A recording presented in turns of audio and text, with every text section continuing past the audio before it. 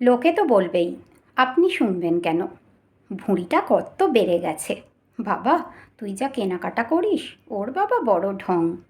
আপনার চুল স্ট্রেট করা থেকে রাত্রে ফেরা, ঘর সাজাতে না পারা থেকে প্রেমিক, আপনার ডিভোর্স কিংবা চাকরি না পাওয়া, লোকে তো কথা শোনাবেই।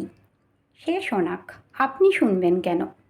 আপনি যখন চাকরি না পেয়ে বন্ধ ঘরে বসে হাউ হাউ করে কেঁদেছিলেন, দামি জামাটা কিনতে পারবেন না জেনে সেদিকে না তাকিয়ে মুখ ঘুরিয়ে নিয়েছিলেন, প্রত্যেক দিন স্বামীর বা স্ত্রীর সাথে মনোমালিন্যের পর জোর করে হাসি মুখ দেখিয়েছিলেন, সেদিন আপনার অন্তরের রক্তক্ষরণটা তারা তো দেখেনি।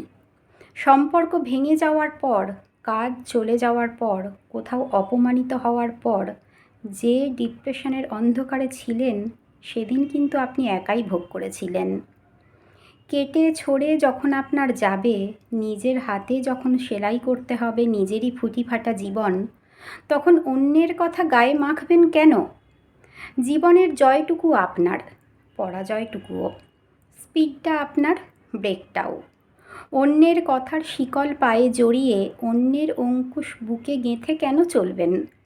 যে যা বলে বলুক, যতক্ষণ নিজের বা অন্যের ক্ষতি না করছেন, তাদের কথা গায়ে মাখবেন কেন? লোকে তো কথা শোনাবেই, আপনি শুনবেন কেন?